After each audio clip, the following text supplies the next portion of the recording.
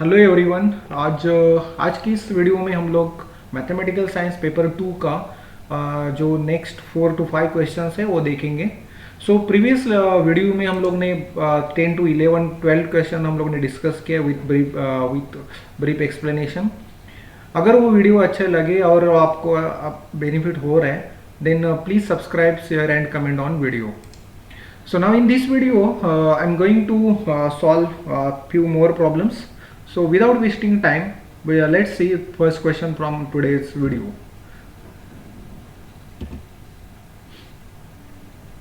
So this is the first question.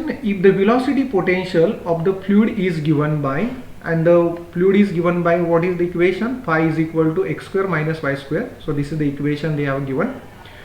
Now we need to find out what are the velocity component of the fluid flow.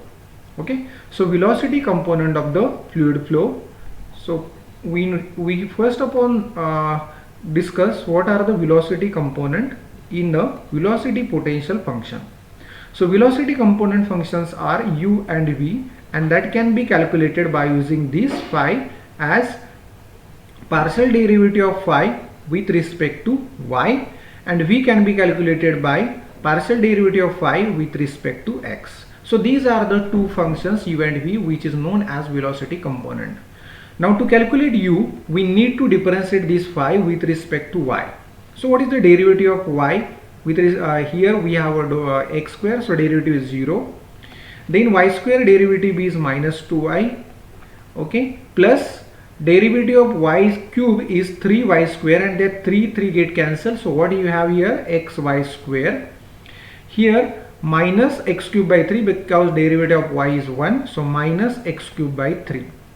So u is nothing but minus 2y plus xy square minus x cube by 3. So look at this first option. First option says that x square y minus 2x minus y cube by 3. So this won't be your correct option. Second option says that 2y minus xy square, 2y minus xy square. So this is also wrong. In the third option says that minus 2y plus xy square minus x cube by 3. Okay. So and in last option D, 2x minus 2y. So D option won't be there. So only option remaining is option number C. So you can calculate yourself why this V is correct. You just differentiate with respect to x and you will get the answer.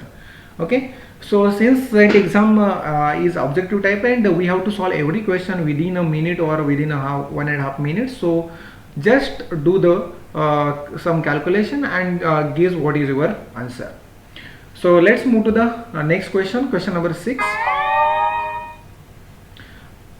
So this question number 6 says that if we have a function f from r to q and be a non-constant and increasing function, then which option is correct? First is f is constant on some interval ab, f is 1 1, f is on to, f is not constant on any interval. Now we will eliminate first of all b option. Okay, why f is not 1 1? F is not 1 1 because here the function is given from the domain r to codomain q, and domain r is here is greater than q. Okay, so domain r is greater, cardinality of domain r is cardinality of domain is greater than cardinality of codomain. So in this case we cannot generate a 1 1 function for this function, non-constant increasing function. Okay, so that's why f cannot be 1 1. So f is not 1 1. Now we will eliminate option number D. Why option number D is not correct? So we know that f is if f is increasing function. So suppose whenever you have a case f is increasing function, we know that derivative means tangent of that curve at any point is always greater than equal to 0. So what does that mean? F dash is equal to 0. So some interval x belongs to some interval a comma b. Okay, so f dash x equal to 0 or f dash x is equal to greater than 0. So whenever you have a function increasing, then f dash x greater than equal to 0 for some x belongs to ab. So f dash x equal to 0 for some x belongs to ab, or f dash x greater than 0 for x belongs to ab.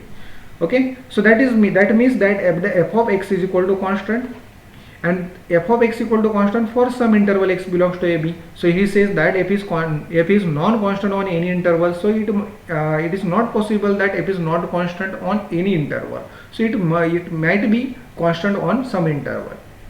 Now only two options are remaining, A and C.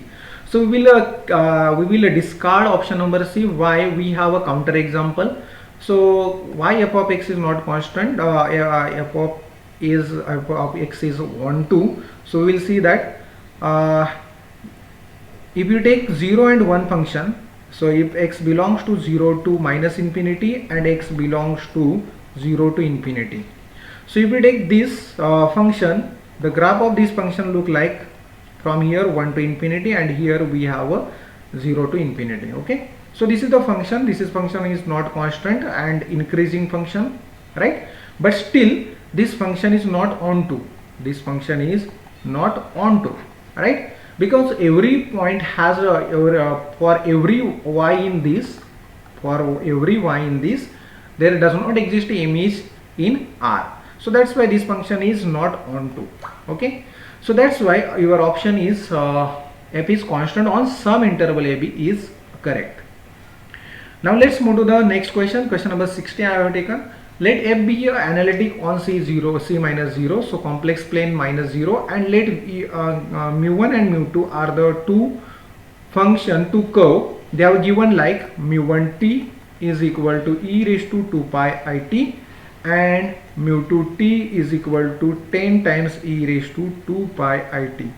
Okay, so remember, whenever these two are curved, so just find out the cardinality of this, or mod of this. Mod of this is nothing but e raised to 2 pi it, mod is 1, and mod of gamma this mu2 is nothing but 10 times e raised to 2 pi it. So again you can write 10 outside of this and you will get only 10. So these are the circle. These are the circle whose center is 0 0, and one circle has radius 1 and other circle has radius 10.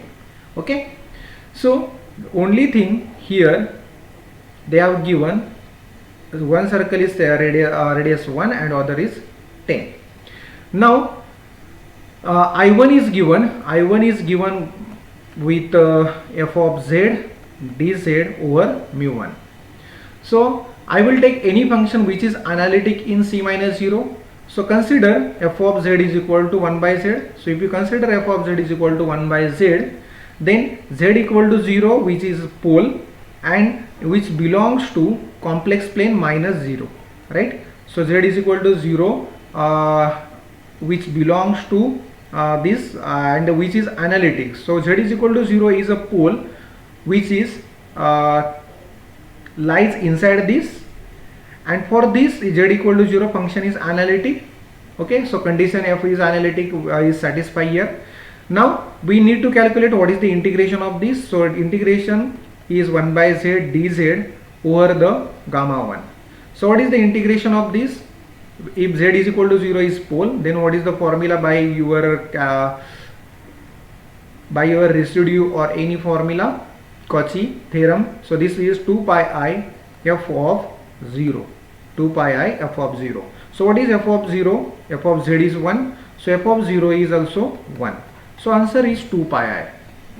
Now for I2 also, if you take over gamma 2, f of z dz is equal to 1 by z dz. Z is equal to 0. Again pole lies inside the circle, and since this lies inside the circle and this is analytic, we can say that by Cauchy theorem this is 2 pi I f of 0. Again you will get 2 pi I.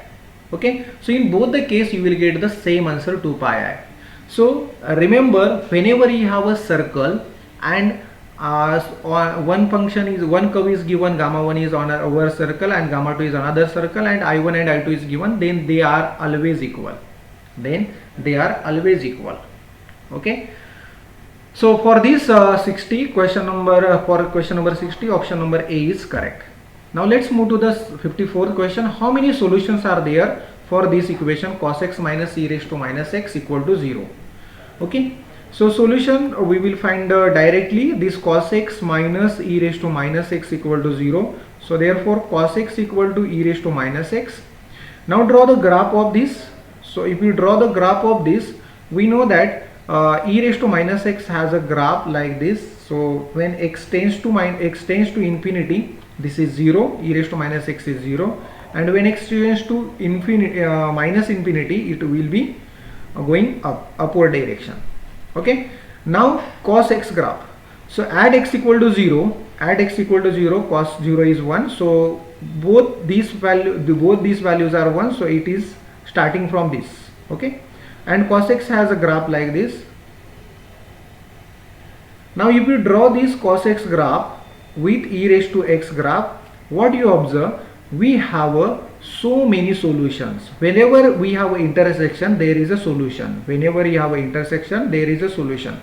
So we can count this number of solution. So, and this counting is infinite, right? So no solution ये तो होगा नहीं, finitely many solution ये भी नहीं होगा, क्योंकि finite नहीं है, इनफाइनाइटली मेनी नंबर्स है, क्योंकि जैसे जैसे मैं आगे जाऊंगा वैसे सॉल्यूशन बढ़ते जाएंगे. ओके, तो अनकाउंटेबली नहीं, मैं काउंट कर सकता हूं. So the correct option for this is option number C, countably infinite solution.